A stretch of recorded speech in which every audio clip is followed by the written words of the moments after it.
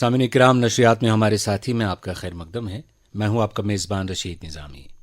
یہ وہ پروگرام ہے جس نے نہ صرف ہمارے سامعین کے دلوں میں ایک خاص جگہ بنائی، بلکہ نشریاتی تاریخ کو بھی ایک خوبصورت ربط اور احساس کے ساتھ جوڑ دیا۔ ہم نے ماضی میں ان ہنرمند ساتھیوں کی زندگی، ان کی جدوجہد، ان کے سنہری سفر اور ان کے بیش قیمت کارناموں کو آپ تک پہنچایا، اور آپ نے ہر بار اپنے بھرپور پیار اور توجہ سے اس پروگرام کو کامیابیوں کی نئی منزلوں تک پہنچایا۔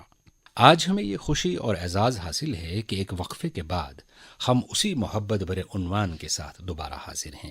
اس پروگرام میں ہم نہ صرف اپنے ساتھی براڈ کاسٹرز کی پروفیشنل زندگی کی جھلکیاں پیش کریں گے، بلکہ ان کے احساسات، تجربات، جذبات اور وہ لمحات بھی آپ کے سامنے لائیں گے جو ان کے سفر نشریات کو یادگار بناتے ہیں۔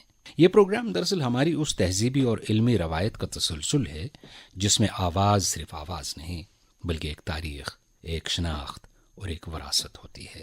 آئیے اسی جذبے، اسی خلوص اور اسی محبت کے ساتھ اس خوبصورت سفر کا ازسر نو آغاز کرتے ہیں اور مل کر خراج تحسین پیش کرتے ہیں اپنے ان روشن ناموں کو جنہوں نے نشریات کو وقار بخشا، آواز کو پیغام بنایا اور سامعین کے دلوں میں اپنا گھر کر لیا۔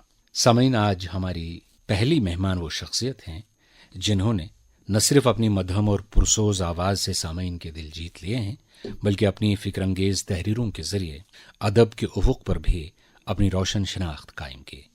جی ہاں، ہمارے ساتھ موجود ہیں ڈاکٹر شبنم اشائی، ایک ممتاز براڈ کاسٹر اور ایک ایسی کہنمش قلمکار جن کی نظموں میں زندگی کی لطافت، احساس کی گہرائی اور معاشرتی شعور جھلکتا ہے۔ شبنم جی اس وقت بیٹھی ہیں۔ شبنم جی، خیر مقدم آپ کا۔ بہت شکریہ، آپ نے یاد کیا۔ اور اپنے تمام سننے والوں کو یہ بھی بتا دیں کہ شبنم جی نے درجنوں یادگار پروگرام کیے ہیں اسی مائکروفون سے، سامعین کے دلوں میں انفرادیت کا نقش چھوڑا ہے۔ حالانکہ آپ سروس سے سبکدوش ہو چکی ہیں، لیکن آپ کی خدمات، آپ کا اسلوب اظہار اور آپ کی شخصیت آج بھی نشریات کی تاریخ میں ایک روشن باب ہے۔ کتنا مس کرتی ہیں مائکروفون کو؟ دیکھیے نظامی صاحب، ایج کے ساتھ لائف کی ڈیمانڈز بدلتی ہیں، پرائیورٹیز بدلتی ہے۔ 60 پہ ایک نئی زندگی کا آغاز ہوتا ہے، لیکن محبتیں تو یاد رہتی ہیں نا، اپنے کام سے محبت، کلیگ سے محبت اور پھر مائک سے محبت، جو میں کم از کم نہیں بھول پاتی۔ بچپن میں کوئی 5ویں جماعت میں پڑھتی تھی تو میرا ایک دفعہ جو ہے ننیحال جانا ہوا۔ وہاں کمرے میں بہت سارے لوگ بیٹھے ہیں اور ایک بڑا سا ریڈیو طاق پہ رکھا ہوا ہے اور لوگ سن کے جو ہے اس پہ رول نمبرز، میٹرک کے ریزلٹس آؤٹ ہو رہے ہیں۔ عبدالرشید جو تھے بانڈے صاحب اور مکھن لال بیکس پڑھ رہے ہیں۔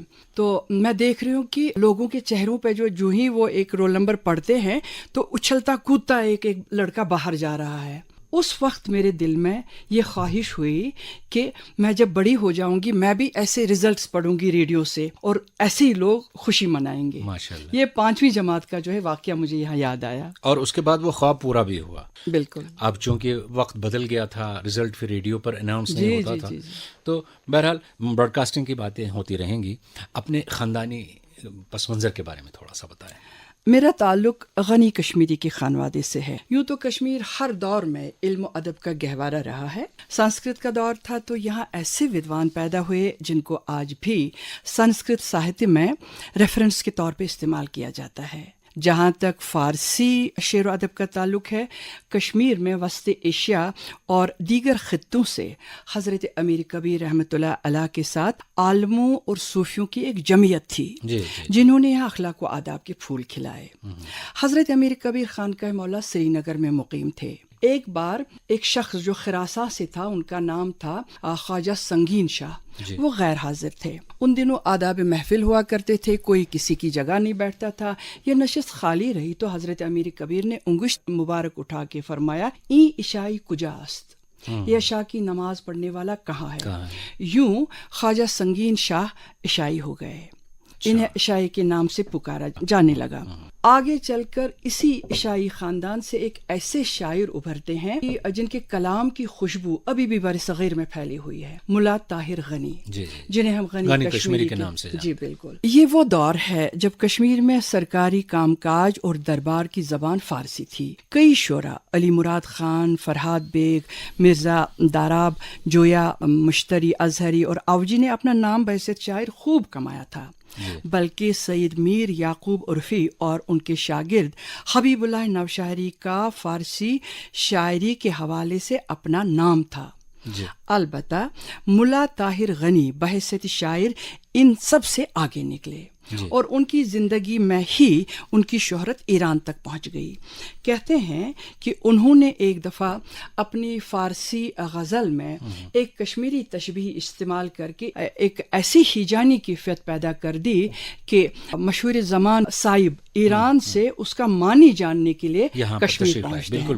شعر تھا: موئے میان تو شدہ کرالا پن کر جدا کاسائے سرزتن۔ میرے محبوب کی کمر اتنی پتلی ہو گئی ہے جیسے کمہار کا داغا، جس سے وہ برتن الگ کرتا ہے۔ بہرحال صاحب جو ہے کشمیر پہنچتے ہیں، غنی کشمیری کے گھر پہنچ جاتے ہیں، لیکن وہاں دروازہ بند ملتا ہے۔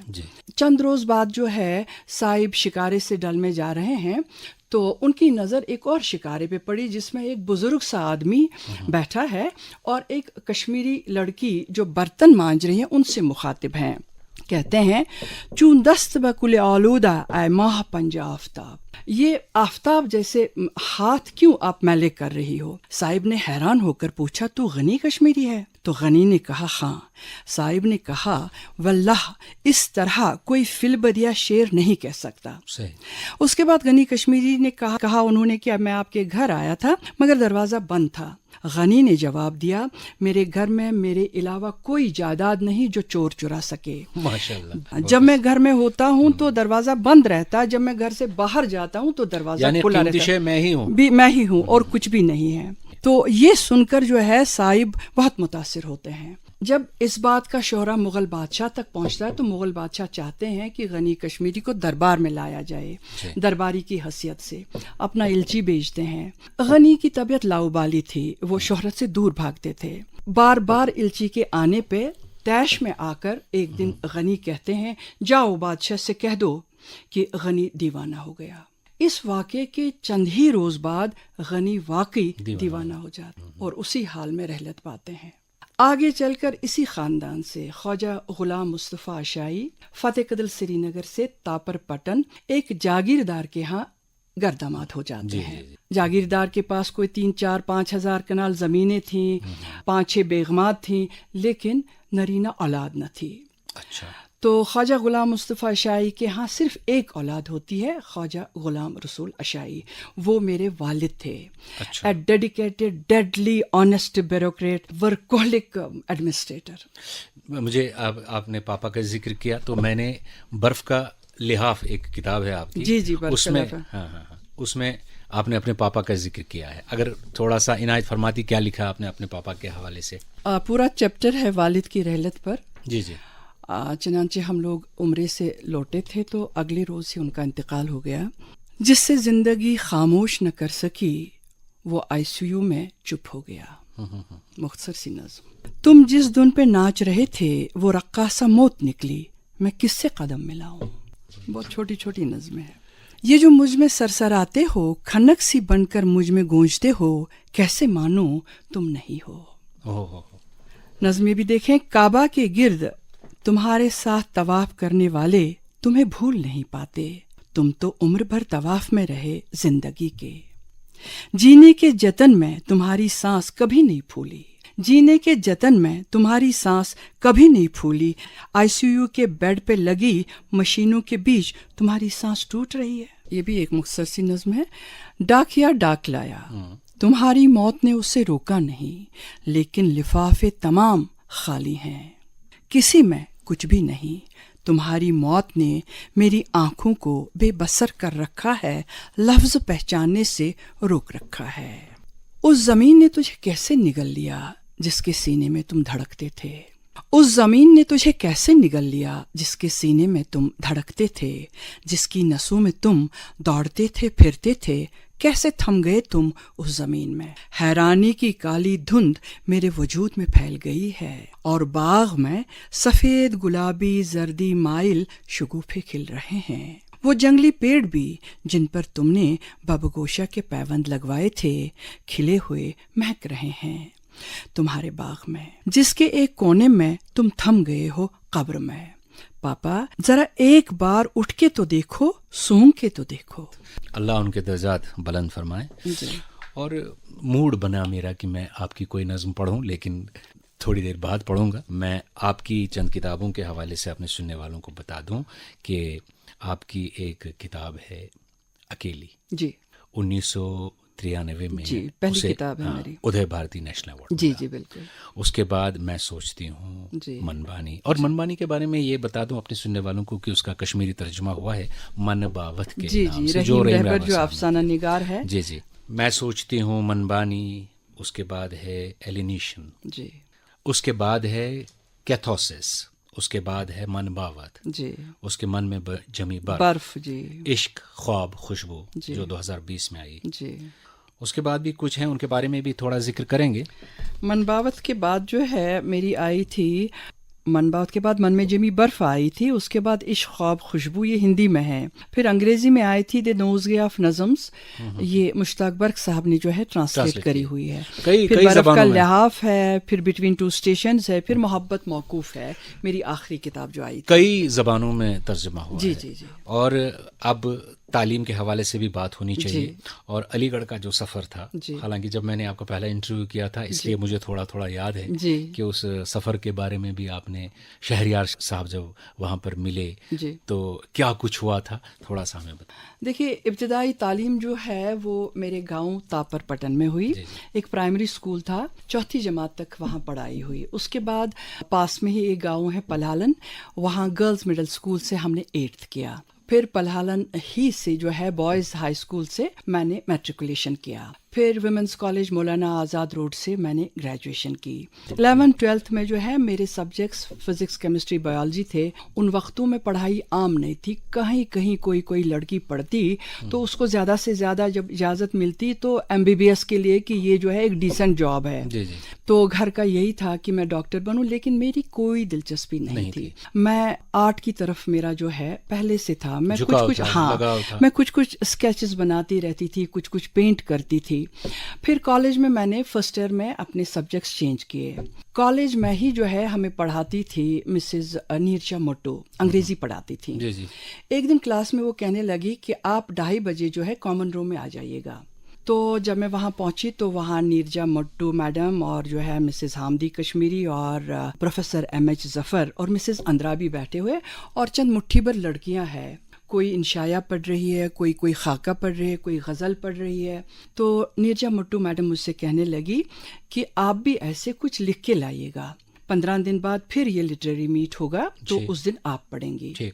तो मैंने क्या किया, मैंने एक नज़्म लिखी, बल्कि अब मैं नज़्में लिखी हूँ, उस वक्त मैंने लिखी नहीं, एक नज़्म बनाई। चूँकि मैं उस वक्त स्केचेस बनाती थी तो चांद उन्वान रखा और एक स्केच मैंने खींचा जिसमें मैंने रंग की जगह जो है अल्फाज भरे। बहुत अच्छे। तो ये नज़्म जब 15 दिन बाद मैंने पढ़ी तो सबको बहुत अच्छी लगी। और जो है कॉलेज मैगजीन जो वुमेंस कॉलेज का था, अब भी होता होगा, पंपोश, तो उसमें मैं पहली बार छपी हूँ। उसके बाद इंडो पाक के जितने भी मोतबर जरीदे हैं साल हर साल से मैं उनमें छपती आ रही हूँ।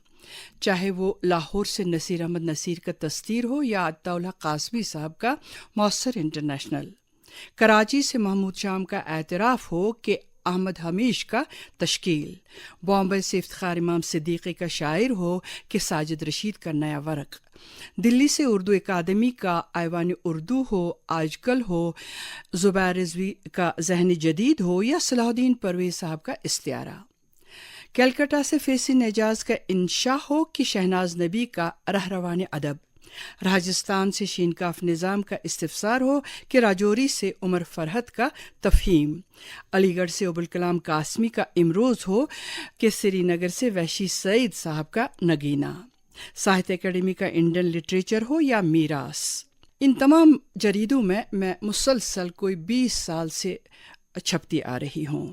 دلی یونیورسٹی سے ایک ایم فل بھی مجھ پہ رادر میرے کام پہ ہوئی ہے اور کوئی پی ایچ ڈی بھی کر رہا ہے. گریجویشن کے بعد میں ایڈمیشن لیتی ہوں کشمیر یونیورسٹی میں پی جی میس کمیونیکیشنز اینڈ جرنلزم. تو وہاں ہم پہلا سیمسٹر تو ہو گیا, دوسرے سیمسٹر میں تھے تو بڑی خوشی ہم لوگ صبح میس کمیونیکیشن ڈپارٹمنٹ کے پاس ایک گاڑی ہوتی تھی ٹیمپو ٹراولر, اس میں بیٹھ کے کہ آج ریڈیو کشمیر میں ہماری جو ہے کلاس ہے فاروق نازکی صاحب ساتھ. لیکن جو ہی ہم اندر داخل ہو گئے, ہمیں جو ہے بٹھایا گیا کانفرنس روم میں, نازکی صاحب جو ہی باہر آئے تو کہنے لگے آپ نے اپنا انٹروڈکشن دے دیجئے. انٹروڈکشن کے ایک دم بات کہنے لگے کہ کلاس آج نہیں ہوگی, کلاس کل ہوگی. آج جو ہے ابھی ہوم منسٹر کی بیٹی کڈنیپ ہوئی ہے جی. تو آج نہیں کلاس کل ہوگی. وہ کل آیا ہی نہیں, حالات بگڑتے گئے وہ کل نہیں آیا. حالات تھوڑے سے ادھر ادھر ہو گئے جی. تو آپ نے سوچا کہ بلکہ آپ کے گھر والوں نے سوچا جی کہ اگر ہم اپنی بیٹی کو باہر بھیج دیں جی وہ زیادہ موافق رہے گا, زیادہ اچھا رہے گا. نہیں, یہ بھی بس اللہ تعالیٰ کا سب کرنا ہوتا ہے. یہ بھی اچانک ہو گیا, it was not in a planned way. چنانچہ جس وقت میں گریجویشن کر رہی تھی کالج میں ایک میوزیکل کنسرٹ ہوا فیض احمد فیض پہ. یہ لکھا تھا مرحوم حامدی کشمیری صاحب نے جی. اس کا عنوان تھا شیشوں کا مسیحا اور ڈائریکشن تھی پران کشور صاحب کی. تو یہ زبردست کامیاب ہوا اس قدر کہ سب لوگ پوچھنے لگے یہ تو اسٹوڈنٹس لگ ہی نہیں رہے ہیں, لگ رہا ہے کہ یہ پروفیشنلز نے کیا.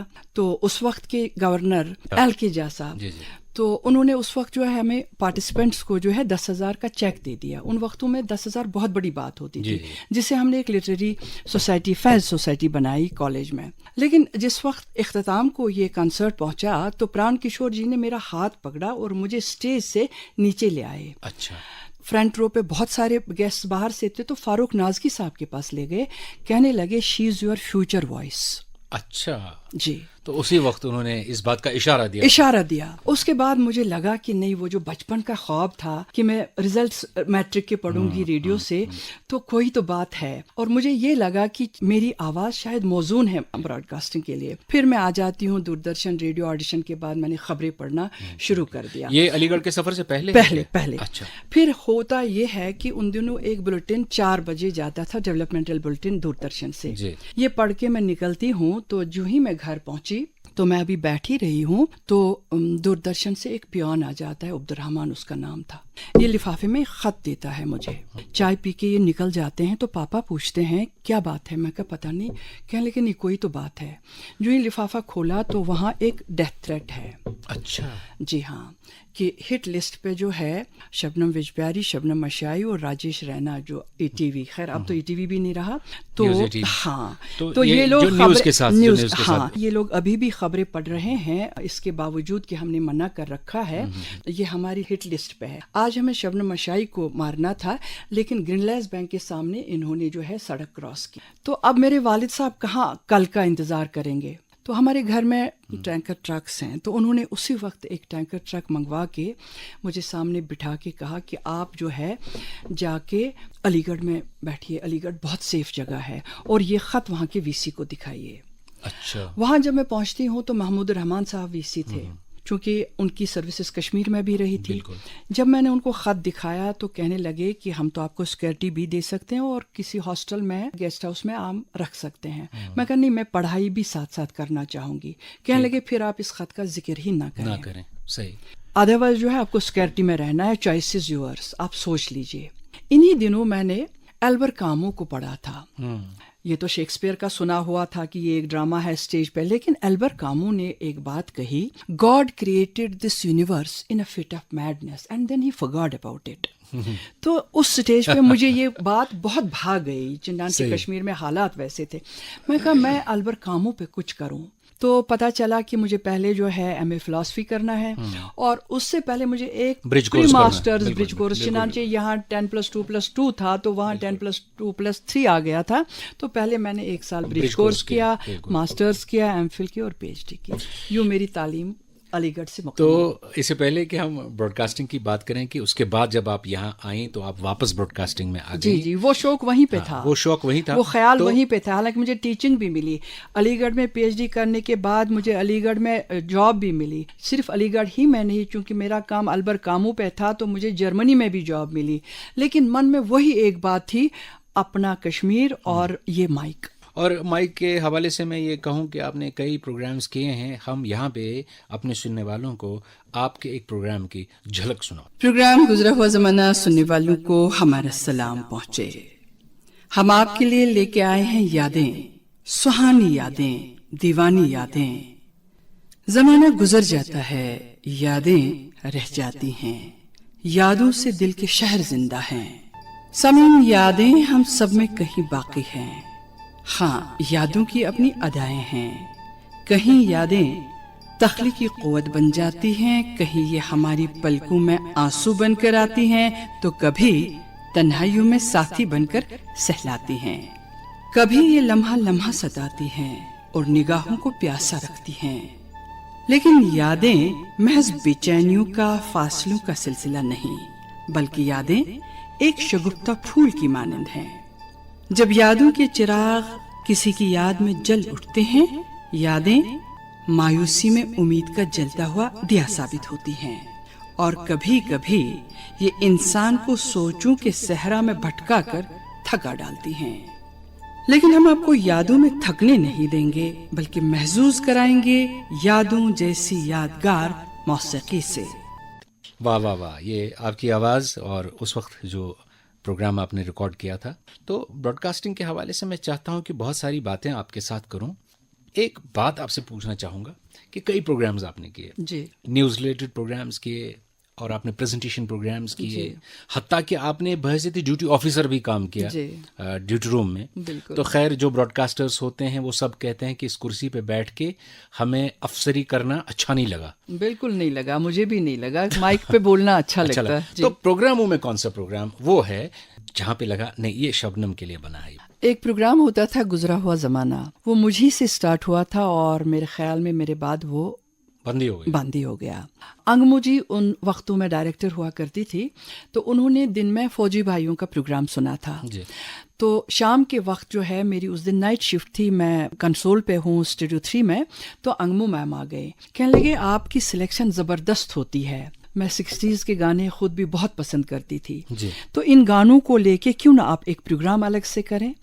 میں کہا ٹھیک ہے میم، جیسا آپ بتائیں گے۔ تو انہی کے ذہن میں یہ آیا تھا کہ 60s کے گانوں پہ جو ہے کوئی پروگرام ترتیب دیا جائے۔ اور جب آپ یہ پروگرام پیش کرتی تھیں جی تو اس وقت یہ پروگرام چونکہ رات 10:30 بجے پیش ہوتا جی، تھا، 10:30 سے 11۔ تو یہ ایک ماحول آپ ایسا کریٹ کرتی تھیں کہ جو سننے والے ہوتے تھے وہ تصور کی دنیا میں کھو جاتے تھے۔ بالکل، مجھے بہت سارے فون ملتے تھے اس پروگرام کے حوالے سے، بلکہ ایک دن ایسا ہوا، سنیل در صاحب ہمارے ڈیوٹی آفیسر باہر بیٹھے ہیں، جو ہی میں پروگرام کر کے نکلی، لائیو کرتی تھی میں، جو ہی میں پروگرام کر کے نکلی تو سنیل در صاحب کہنے لگے یہ فون ہے آپ کے لیے۔ میں گھبرائی، میں نے ہاتھ رکھا ریسیور پہ، میں کہا کوئی غلطی کی ہے پروگرام میں؟ کہنے لگے نہیں نہیں، سنیے تو صحیح۔ تو جب میں نے سنا تو کوئی صاحب کہہ رہے ہیں مجھے یہ بتائیے آپ جس دنیا میں ہمیں لے چلی واپس کیسے آنا ہے؟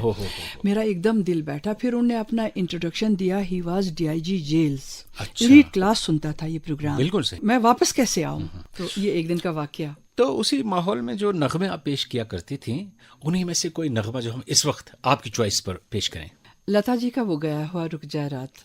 ٹھہر جا، واہ واہ واہ، کیا بات ہے، ضرور پیش کریں۔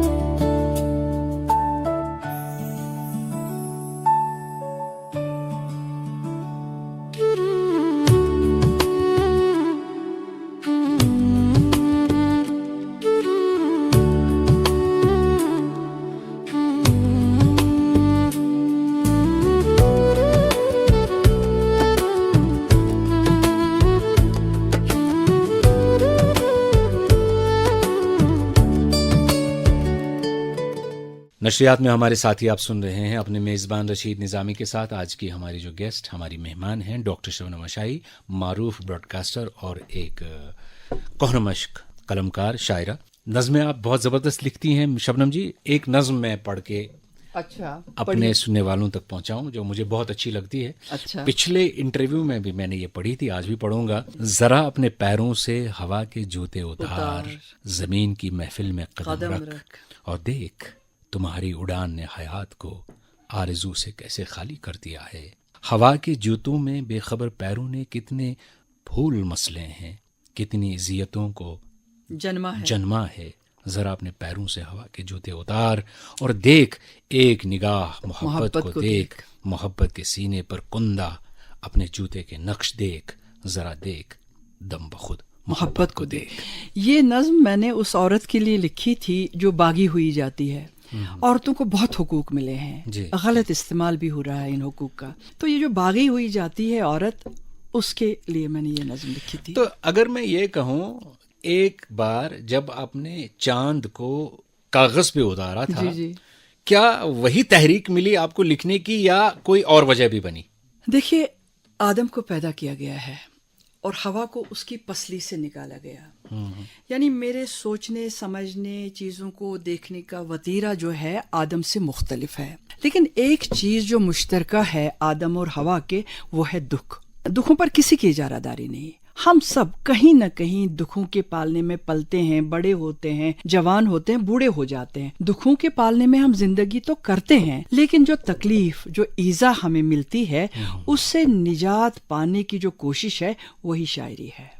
اور پھر یہ جو دکھ ہوتے ہیں، یہ اپنے بھی ہو سکتے ہیں، پرائے بھی ہو سکتے ہیں، یہ سماجی بھی ہو سکتے ہیں، سیاسی بھی ہو سکتے ہیں، یہ نفسیاتی بھی ہو سکتے ہیں، اقتصادی بھی ہو سکتے ہیں، اور تنہائی کا بھی ایک دکھ ہوتا ہے. میں دراصل بچپن ہی سے تنہائی کا شکار ہو جاتی ہوں. یہی دکھ آگے بڑھ کر چل کر میری شاعری بن جاتا ہے. بڑے ہو گئے تو زندگی سے واسطہ پڑا، اور زندگی کا جو چہرہ میرے حصے میں آیا بہت بھیانک تھا. سو اپنے اندر جھانکنا شروع کیا، اپنے آپ کو سمجھنا شروع کیا، اور اپنے آپ کو سمجھنے کا بہترین وسیلہ جو ہے وہ شاعری ہے. دیکھیے، سقراط نے اپنی ساری زندگی اپنے آپ کو سمجھنے میں جو ہے گزار دی، بلکہ وہ یہی مناجات کرتا رہا، یا باری میرے من اور بانی کا فرق مٹا دے، میرے ظاہر اور باطن کو ایک کر دے. چنانچہ باطن میں ہی جو ہے ہمارے خیالات پنپتے ہیں، اور میرے باطن کا جو موسم ہے وہ نظم کا موسم ہے. عام لوگ جب آپ کے بارے میں سنتے ہیں یا پڑھتے ہیں تو اشائی خاندان کی ایک لڑکی، کسی چیز کی کمی نہیں، لیکن اس کے باوجود جب آپ کی جو تحریریں ہیں پڑھتے ہیں تو ایک درد، اس درد کا احساس ان میں چھپا ہے. تو ایک خاص بات میں آپ سے پوچھوں گا. درجن پر کتابیں آپ کی آ چکی ہیں، لیکن ایک خاص بات کہ کسی بھی نظم کا کوئی عنوان نہیں ہے. ایسا کیوں؟ دیکھیے، ہم جب اس دنیا میں آتے ہیں ہمارا کوئی نام نہیں ہوتا. پھر ہر سوسائٹی میں اپنے اپنے مذہب کے مطابق ہمارے نام رکھے جاتے ہیں. انسان کے نام رکھنے اور نظم کا عنوان رکھنے میں مماثلت ہے. جیسے آپ کا نام آپ کی صفات کا جو ہے احاطہ نہیں کر سکتا، میرا نام میری صفات کا احاطہ نہیں کر سکتا، بالکل ایسے ہی نظم کا عنوان جو ہے نظم کے کنٹینٹ کا احاطہ نہیں کر سکتا. بالکل صحیح. فار ایگزامپل، میری ایک نظم ہے: شب بھر رات میرے تھن چوستی رہی، پاؤ پھٹے ہی صبح کے سینے پہ سو گئی، میری بانج باہیں دن کے اجالے میں تنہائیاں سہلاتی ہیں. اگر مجھے نظموں کا عنوان دینا ہوتا تو اس نظم کا عنوان میں تنہائی رکھ دیتی. اور یہی نظم جب شکیل اعظمی کی نظر سے گزرتی ہے، انہیں نہ صرف اس میں تنہائی بلکہ ماں، بچہ، پتہ نہیں کیا کیا ملتا ہے. ایک پیپر میں انہوں نے اس کا ذکر کیا ہے. یعنی قاری جو ہے آزاد ہے، اپنی قرات کے مطابق حظ اٹھاتا ہے وہ کسی بھی کریٹو چیز. سو اگر میں عنوان کے وسیلے سے نظم لکھوں، یعنی میں عنوان کے ماتحت رہوں گی، نہ کہ اپنے من کے، نہ کہ اپنے تخیل کے. غزل کی مستحکم روایت سے انحراف کر کے پابند یا آزاد نظم کے بجائے نثری نظم ہے کیوں؟ غزل میں احساسات و جذبات کا تسلسل ممکن نہیں، جبکہ نظم کا دامن بہت وسیع ہے. اور پھر میری الجھنیں، میرے مسائل، میری نثری نظم ہی کا جو ہے موضوع بن سکتی تھی. دوسرے یہ بھی کہ میں نے باقاعدہ کالج یا یونیورسٹی میں اردو ایز سبجیکٹ نہیں پڑھا ہے جہاں میں عروض سیکھتی، یا میرے اساتذہ میری غزلوں کی جیسے عام طور پر لوگ اصلاح لیتے ہیں، وہ سب میرے لیے ممکن نہیں تھا. میرا تخلیقی سفر صرف میرا اپنا ہے، بہت اچھے. صرف اپنا. کیا آپ فیمنسٹ ہیں؟ دیکھیے، میں ایک تخلیقی انسان ہوں.